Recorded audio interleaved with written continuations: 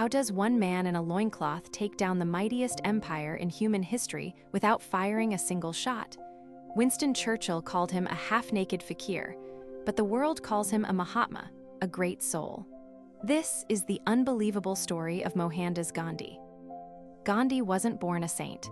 As a young boy in coastal India, he was shy, fearful of the dark, and an average student. He even experimented with rebellious acts like stealing coins for cigarettes, only to confess in tears later. He was deeply human, full of flaws and uncertainties. At 18, he sailed to London to study law. There, he tried desperately to fit in. He took dance lessons, wore expensive tailored suits, and tried to become an English gentleman. He was trying to be someone else, unaware that his true power lay in his Indian roots. The moment that changed history happened in South Africa. Despite holding a first-class ticket, Gandhi was thrown off a train simply for being brown. Shivering on the dark platform that night, he made a vow: he would not run away. He would stay and fight for his dignity. He didn't choose violence. Instead, he developed Satyagraha Truth Force. It was a radical new weapon. When police beat them, they wouldn't strike back. They would take the pain until the oppressor's conscience was awakened. It was a strategy the British didn't know how to fight. When he returned to India, he was a hero. But he shocked everyone by shedding his Western clothes for a simple homespun dhoti. He traveled across India in third-class train carriages to understand the suffering of the poor. He was becoming the voice of the voiceless. Tensions boiled over in 1919 at Amritsar. British troops fired into a peaceful crowd, killing hundreds of unarmed men, women, and children. The brutality shocked the world. Gandhi realized that British rule was not just unjust, it was evil. Independence was no longer a request, it was a necessity. Gandhi launched the non-cooperation movement. He urged Indians to burn British cloth and spin their own. It was economic warfare. The mighty textile mills of Manchester slowed down because a small man in India told his people to make their own clothes. The empire was losing money. In 1930, the British taxed salt, a basic necessity. In defiance, Gandhi walked 240 miles to the sea. Thousands joined him. When he bent down and picked up a handful of natural salt, he shook the foundations of the British Empire.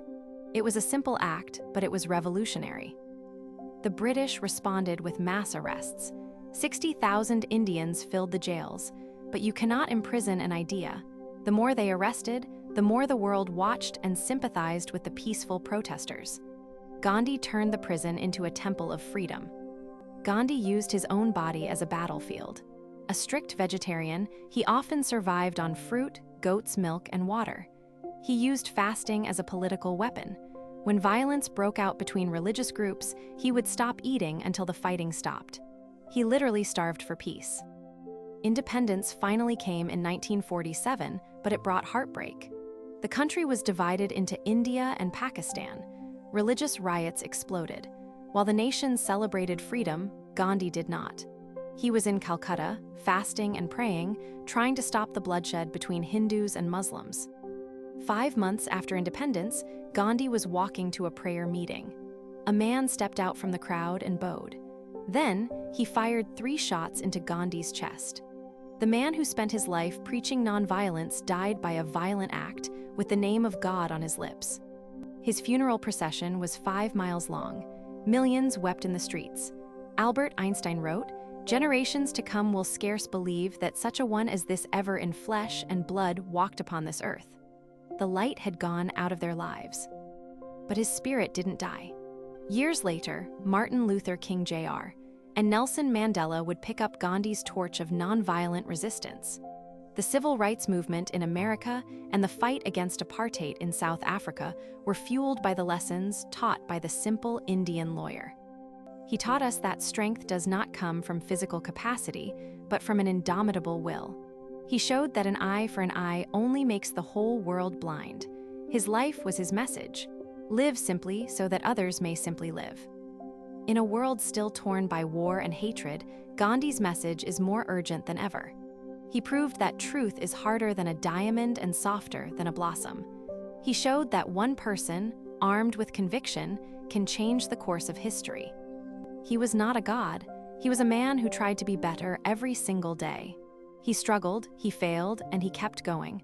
That is what makes his story so powerful. We don't need to be perfect to make a difference. We just need to be brave. Gandhi left behind a question for all of us. When you are faced with injustice, will you stay silent, or will you find the courage to stand for the truth? To India, he will always be Bapu Father. To the world, he is the eternal symbol of peace, the man who defeated an empire with a pinch of salt. Do you believe nonviolence can still work in today's world? Let us know your thoughts below. If you found value in this video, please like and subscribe to Biographies Repo for more inspiring life stories.